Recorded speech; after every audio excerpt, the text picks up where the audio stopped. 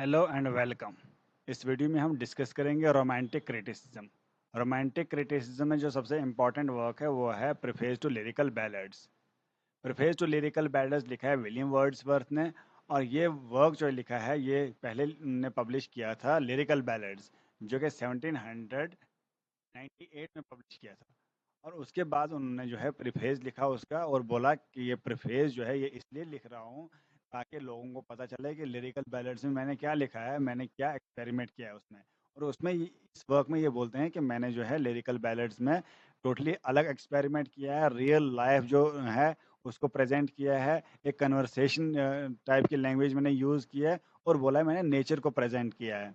उन्होंने जो है टोटली बोला है कि ये एक पोएम जो है जिसमें इमोशंस हैं, जिसमें फीलिंग्स हैं, वो प्रेजेंट की है लिरिकल बैलेड्स की पोएम्स में। और बोला है कि इन जो भी रीडर हैं वो इस लिरिकल बैलेड्स को प्री कंसीव्ड नोशन से जज ना करें, नियो क्लासिकल व्यू से जज ना करें, कि अपने माइंड से इंडिपेंडेंटली इसको जज करें। इसके लिए इन्होंने प्रीफेस टू लिरिकल बैलेड्स लिखा। ये लिरिकल बैलेड्स के बारे में ये सब कुछ बोलते हैं, और उसके बाद पोइट्री के बारे में बोलते हैं। ये पूरा डिस्कस करेंगे इस वीडियो में। William Wordsworth preface to lyrical ballads originally written for the 1800 edition. It was expanded further in 1802 edition. Originally जो है 1800 एडिशन में के लिए लिखा गया ये जो lyrical preface to lyrical ballads, और बाद में जो है 1802 जो एडिशन किया था लिरिकल बैलेड्स में उसमें पब्लिश करवाया था। पहले ये चाह रहे थे कि 1800 एडिशन में जो है पब्लिश करवाएं, क्योंकि लिरिकल बैलेड्स के साथ ही उन्होंने पब्लिश करना था इसको। उसके बाद जो है उन्होंने क्या किया, 1802 एडिशन में जो है उसको पब्लिश करवाया। और ये एक इम्पॉर्टेंट वर्क है रोमांटिक क्रिटिसिज्म का, और क्योंकि लिरिकल बैलेड से ही पूरा जो है रोमांटिक एक एज आ जाती है, रोमांटिक मूवमेंट शुरू होती है। is one of the most important document of English Romantic criticism. Wordsworth challenged the neoclassical emphasis on poetic diction and proposed a new definition of poetry. ये इसमें क्या करते हैं, ये जो नियो क्लासिकल जो लोग थे, नियो क्लासिकल जो पोइट्स थे, जैसे ड्राइडन था, अलेक्जेंडर पोप था, सैमुअल जॉनसन था, और उनको जो है ये क्रिटिसाइज करते हैं, उनको चैलेंज करते हैं। बोलते हैं कि वो ज़्यादा एम्फेसिस, ज़्यादा जो स्ट्रेस देते हैं वो पोइटिक डिक्शन पे देते हैं, वो पोइटिक डिक्शन को जो है क्या करते हैं, उसी को फॉलो करते हैं। और यहाँ पे विलियम वर्ड्सवर्थ एक नई डेफिनेशन देते हैं पोइट्री की। बोलते हैं he famously defined poetry as, बोलते हैं the spontaneous overflow of powerful feelings. ये पोइट्री जो है एक स्पॉन्टेनियस ओवरफ्लो है पावरफुल फीलिंग्स का। It takes its origin from emotion recollected in tranquillity. ये जो है इमोशंस जो है जब होते हैं कलेक्टेड होते हैं ट्रैंक्विलिटी में, वहाँ पे ये अपना ओरिजिन लेती है पोइट्री। तो यहाँ पे आगे बोलते हैं William Wordsworth, he argued that poetry should use the language of common man, not the artificial poetic language of the 18th century. तो लैंग्वेज जो है पोइट्री में जो भी लैंग्वेज होंगी यूज होनी चाहिए, वो होनी चाहिए लैंग्वेज ऑफ कॉमन मैन, आम लोगों की लैंग्वेज यूज होनी चाहिए, ना कि आर्टिफिशियल पोइटिक लैंग्वेज यूज होनी चाहिए। आर्टिफिशियल जो कि कौन यूज करते थे, नियो क्लासिकल पोइट्स जो है आर्टिफिशियल लैंग्वेज यूज करते थे, वो यूज नहीं होनी चाहिए, बल्कि language of common man use होनी चाहिए। और वो बोलते हैं वर्ड्सवर्थ आउटलाइन के 5 स्टेजेस बोलते हैं पोइट्री कैसे बनती है। पहले पोइट्री बनती है, इमोशंस रिकलेक्ट होते हैं। इमोशंस जब रिकलेक्ट होते हैं उसके बाद उन पे डीप सोचना होता है, कंटेम्पलेट करना होता है, कंटेम्पलेशन। उसके बाद बोलते हैं उनको रिन्यू करना पड़ता है इमोशंस को। उसके बाद कंपोजिशन, उसके बाद पोएट्री जो है कंपोज होती है।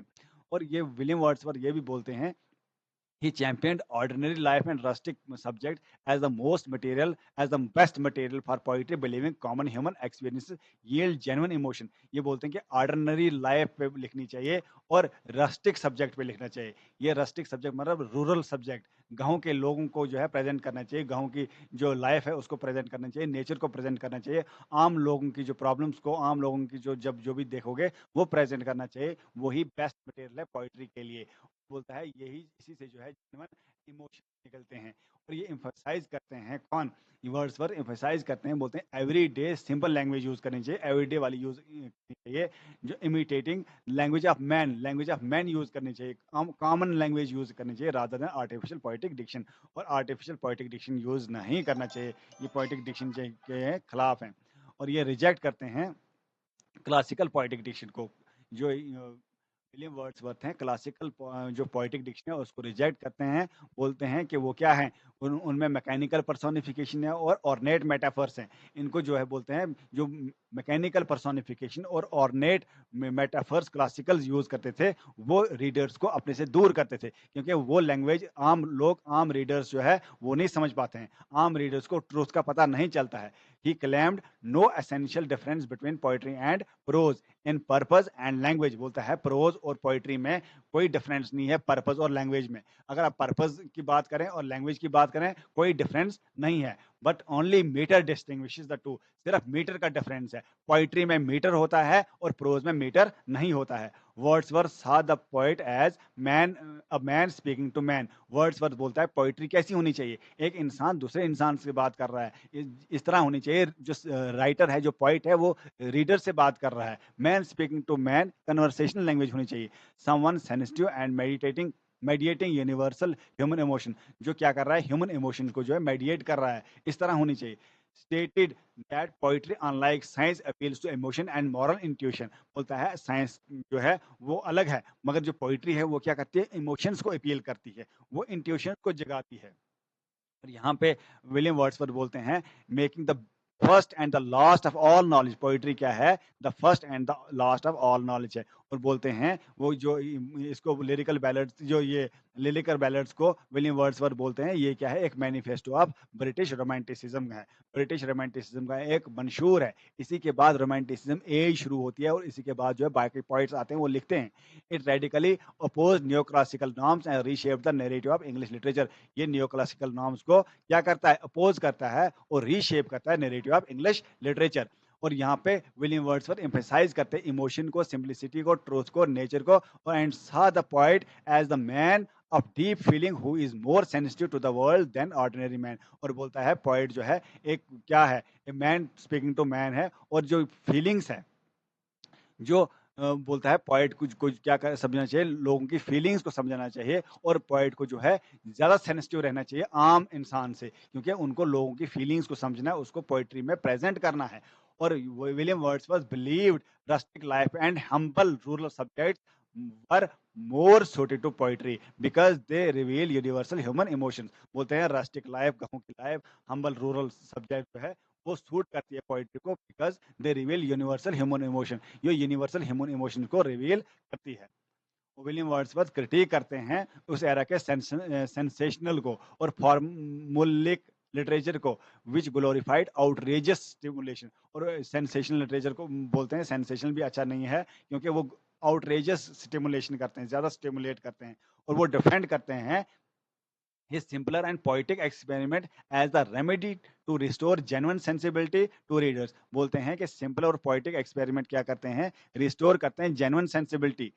ही इनवाइट्स रीडर्स टू जज the ballads by their feelings. वो रीडर्स को बोलते हैं आओ मेरे जो बैलर्ड्स हैं उनको अपनी फीलिंग्स से जज करो, अपनी फीलिंग से जज करो, ना कि जो प्री कंसीव्ड नोशंस है, प्रिवेलिंग ओपिनियंस है कि रूल्स होने चाहिए, रेगुलेशन होने चाहिए, रीजन होना चाहिए, उससे आपने जज नहीं करनी है मेरी पोइट्री को। और वर्ड्सवर्थ यही बोलते are also asserted that poetry should have a moral influence elevating the readers emotion and sympathy. और पोइट्री को मॉरल इन्फ्लुएंस होना चाहिए, और क्या करना चाहिए, इनको इनको जो है रीडर्स की इमोशंस को जगाना चाहिए, रीडर्स की इमोशंस को अपील करना चाहिए।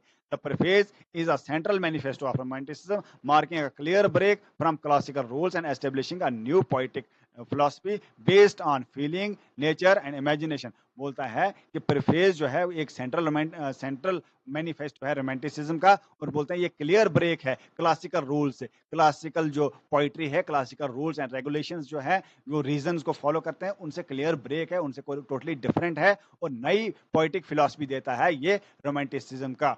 जो ये लिरिकल बैलेड्स हैं, ये क्या देते हैं, नई जो है फिलॉसफी देते हैं, और इसमें based on feelings, nature and imagination. अब इंपॉर्टेंट लाइंस जो बहुत इंपॉर्टेंट, ये एग्जाम के लिए बहुत इंपॉर्टेंट रहेंगी। Poetry is the spontaneous overflow of powerful feelings. It takes its origin from emotion recollected in tranquillity. Next line important है, by fitting to metrical arrangement selection of real language of man in a state of vivid sensation। ये metres की बात कर रहे हैं, ठीक है। बोलते हैं एवरीडे स्पीच होना चाहिए, मीटर को अडॉप्ट करना चाहिए, मगर फिर भी ह्यूमन नेचर को एक्सप्रेस करना चाहिए by fitting the metrical arrangement of selection. ठीक है, बात बोलते हैं the principal object was to choose incidents and situations from common life. Common life, ये याद रखना है आपने, ये एग्जाम में आते हैं। In a selection of language really used by man, ये बात है। I have no request to make of my reader, बोलता है that is judging these poems he would decide by his own feelings genuinely, ये important है, and not by reflection upon will probably be the judgement of others. ये बल्कि बड़ी easy language में लिखा है तो समझ आ जाती है। There neither is nor can be any essential difference between the language of prose and verse, बोलते हैं प्रोज और वर्स में कोई डिफरेंस नहीं है, सिर्फ डिफरेंस है। The man of science seeks truth in his attitude, in his solitude, the poet sings a song which all human beings join with him. बहुत इंपॉर्टेंट लाइन है, ये आपने याद रखनी है, एग्जाम पॉइंट ऑफ व्यू से बहुत ही इंपॉर्टेंट रहेगा। और मिलते हैं नेक्स्ट वीडियो में नेक्स्ट टॉपिक के साथ, तब तक के लिए बाय। इस चैनल को सब्सक्राइब करना ना भूलें।